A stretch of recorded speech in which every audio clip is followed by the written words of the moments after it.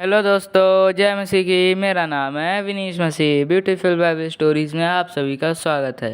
प्रियो, आज के वीडियो में हम एक ऐसी माता के बारे में देखेंगे जिसे प्रेरित पौलुस ने अपनी पुस्तक में लिखा है कि वह ऊपर की माता है। तो प्रियो, आज की वीडियो को अंत तक जरूर देखिए ताकि इसे समझने में हमें मदद मिल सके कि पौलुस हमें क्या बताना चाहते हैं, ऊपर की माता से क्या संबंध है, पौलुस किसे माता बोल रहे हैं। आगे बढ़ने से पहले आपसे निवेदन करते हैं कि यदि अभी तक आपने हमारे इस चैनल को सब्सक्राइब नहीं किया है तो सब्सक्राइब कर दीजिए और बेल आइकन को भी दबा दीजिए, जिससे आने वाली वीडियो की नोटिफिकेशन आपको जल्द मिलने पाए। तो आइए वीडियो स्टार्ट करते हैं। गलातियों की पुस्तक उसके 4 अध्याय उसके 26 में लिखा है, पर ऊपर की माता यरूशलेम स्वतंत्र है और वह हमारी माता है। हमारे आज की वीडियो का विषय इसी आयत से शुरू होता है, यरूशलेम ऊपर की माता। आइए इसे विस्तार से समझते हैं और इसे समझकर परमेश्वर के अपार आशीषों को भी पाते हैं।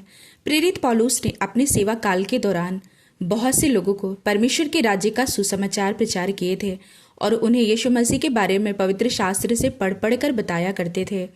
प्रेरित पौलुस के द्वारा लिखा गया गलातियों की पुस्तक वास्तव में पौलुस ने गलातियों में एक कलीसिया का निर्माण कराया था, जिसे गलातियों की कलीसिया कहा गया। पौलुस एक रोमी नागरिक था और इब्रानी, यूनानी और कुछ लैटिन भाषाएं बोल लेता था। पौलुस, जिसका नाम शाऊल भी था, वो यीशु के लोगों को सताया करता था, परंतु एक बार यीशु की आवाज का दर्शन पाने के बाद उसका जीवन पूरी तरह से बदल गया और उसने यीशु के नाम से जीना और यीशु के नाम से मरना चाहा। पौलुस लिखते हैं, मेरे लिए जीवित रहना मसीह है और मर जाना लाभ है। इस प्रकार पौलुस का पूरा जीवन प्रभु यीशु के नाम पर समर्पित था। कई बार पौलुस को जेल में भी डाला गया। पौलुस गलातियों की कलीसिया के लोगों को बड़ा मजबूत शिक्षा दिए, परंतु पौलुस देख रहे थे कि इस कलीसिया में अभी भी लोग पुराने व्यवस्था को मान रहे थे, जैसे कि मूसा के द्वारा दी गए व्यवस्था को। लेकिन पौलुस उन्हीं व्यवस्थाओं में से यीशु के बारे में भी बताया करते थे कि किस प्रकार यीशु ने इन व्यवस्था को पूरा करके एक नई वाचा की स्थापना किए हैं। लेकिन इसके विपरीत इस कलीसिया में लोग पुराने व्यवस्था के अधीन थे, जबकि पुराना व्यवस्था जो मूसा के द्वारा इजरायलियों को दिया गया, वे इसका पालन नहीं कर पाए और दंड के हकदार होते चले जा रहे थे, क्योंकि वे इन व्यवस्था का पालन करने में असमर्थ हो रहे थे। इसलिए परमेश्वर ने अपने प्रिय पुत्र प्रभु यीशु मसीह को इस संसार में शारीरिक रूप से कुंवारी मरियम के गर्भ में भेजे, जो व्यवस्था को पूरा किए। यीशु का इस संसार में आना पुराने व्यवस्था को खत्म करके एक नई वाचा, नई प्रतिज्ञा था। जैसे यहूदियों का खतने का नियम, सबद का नियम, विभिन्न प्रकार के बलियों से संबंधित नियम, परमेश्वर के भवन के अंदर सिर्फ पवित्र लोगों का आना, जैसे याजक या महायाजक और सेवा टहल करने वाले, बाकी लोगों को बाहर ही रहना था। स्त्रियों के मासिक धर्म से संबंधित नियम, इसके अलावा कई पर्वों से संबंधित नियम भी थे। वस्त्र पहनने से भी कुछ नियम कायदे थे। ऐसी बहुत सी बातें थी जिसे हम पूरा इस वीडियो में नहीं बता सकते, क्योंकि वीडियो लंबी हो जाएगी। लेकिन बहुत से नियम थे जिसे उस समय के लोगों ने सही से नहीं माना था। प्रेरित पौलुस परमेश्वर के द्वारा दिए गए व्यवस्था के बिल्कुल भी खिलाफ नहीं थे, परंतु वे ये बताते थे कि यदि तुम परमेश्वर की सारी व्यवस्था को मानो और यदि उसमें से एक छूट जाए तो तुम्हारा ऐसा करना दंड के हकदार होगा। इन्हीं सब चीजों को वे इस कलीसिया में बताना चाहते थे कि यीशु मसीह, जो परमेश्वर की तरफ से हमारे लिए इस संसार में आए, परमेश्वर के द्वारा एक नई वाचा, नई प्रतिज्ञा के साथ आए। यदि यीशु पर विश्वास करते हैं तो वे उस व्यवस्था के अधीन नहीं रहेंगे, बल्कि यीशु के साथ नई प्रतिज्ञा के वारिस बनेंगे, जिसके द्वारा वे अब परमेश्वर के भवन में बेहिचक जा सकते हैं।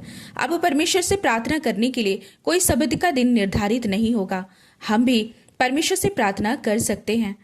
खतने का कोई नियम नहीं होगा, बल्कि अपने हृदय का खतना जरूरी है, अर्थात अपने हृदयों के साथ परमेश्वर से एक मन होकर प्रार्थना कर सकते हैं। यीशु को मानने और उन पर विश्वास के बाद अब किसी बलियों की जरूरत नहीं होगी, बल्कि धन्यवाद बलिदान हमें हमेशा चढ़ाना होगा, क्योंकि यीशु हमारे पापों के लिए एक बार बलिदान हो चुके हैं। यही सब पौलुस गलातियों की कलीसिया को समझा रहे थे और उन्हें ऊपर की माता यरूशलेम का उदाहरण दे रहे थे। आइए इसे भी समझ लेते हैं। प्रियो, अब्राहम को परमेश्वर की बुलाहट से पहले वह मेसोपोटामिया में था। उसकी पत्नी का नाम सारै था। इन दोनों को कोई संतान नहीं था।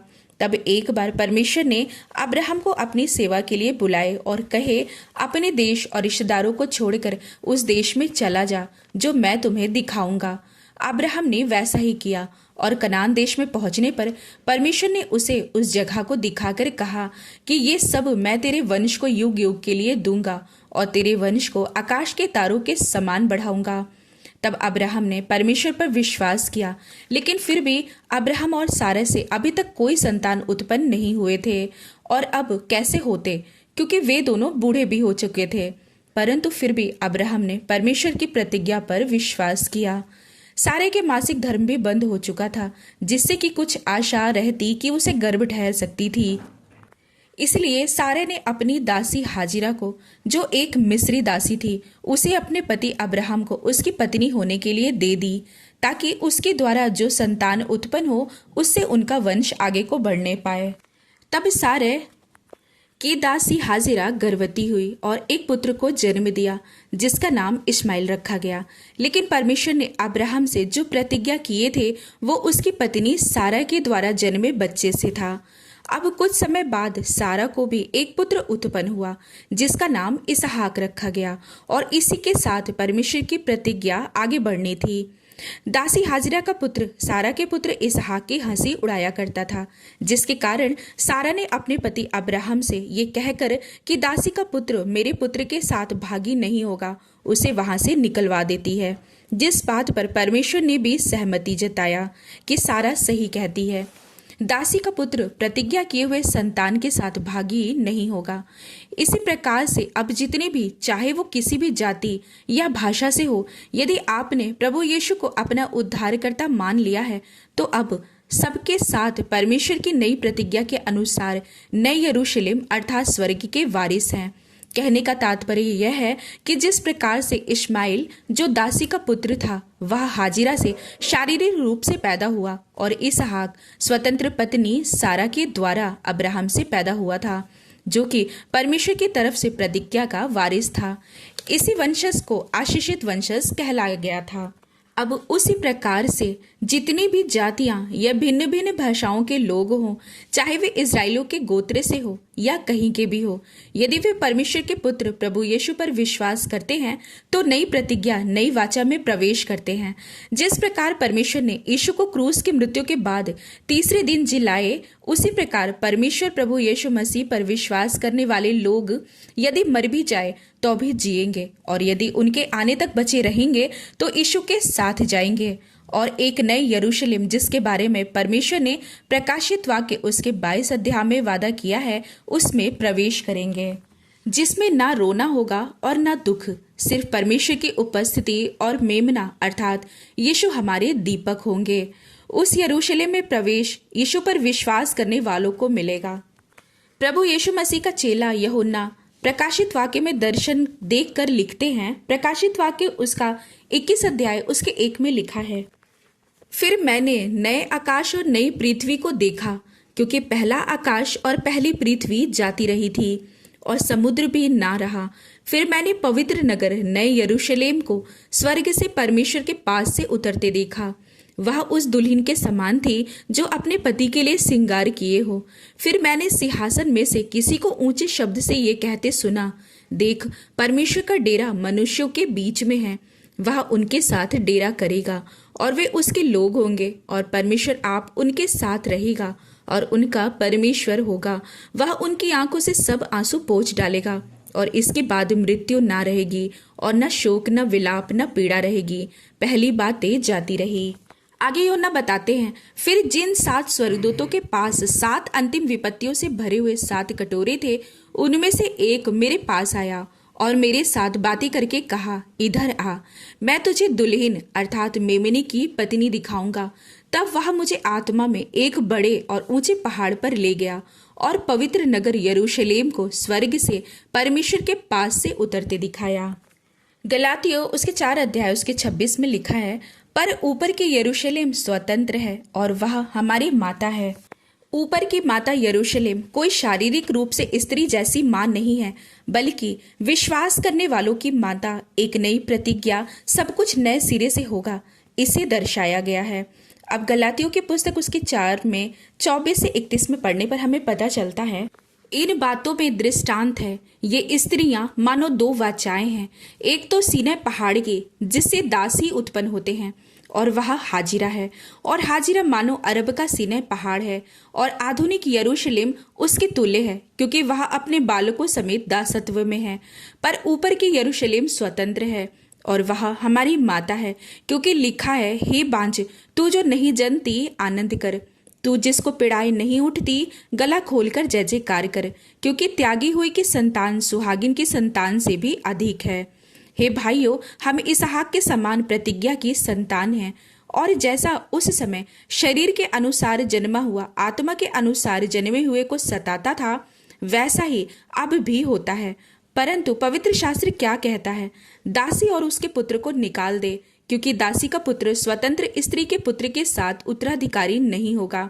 इसलिए हे भाइयों, हम दासी के नहीं परंतु स्वतंत्र स्त्री की संतान हैं।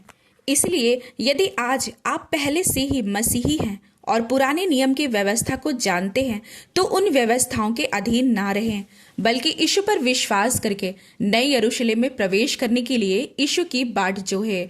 और यदि आप किसी और दूसरे धर्म से आए हैं, तो अपने पुराने रीति रिवाजों के साथ में ना फंसे रहे, बल्कि यीशु पर विश्वास करने से आप भी स्वर्ग के वारिस होने के हकदार बन जाते हैं।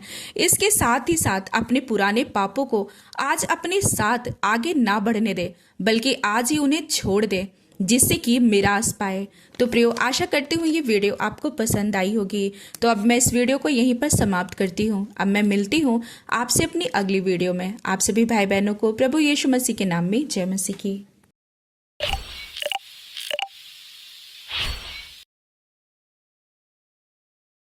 तो दोस्तों, कैसी लगी आपको स्टोरी कमेंट में लिख के बताइए। आगे ही ऐसी वीडियो देखने के लिए हमारे चैनल को सब्सक्राइब कर दीजिए। जय मसीह की दोस्तों।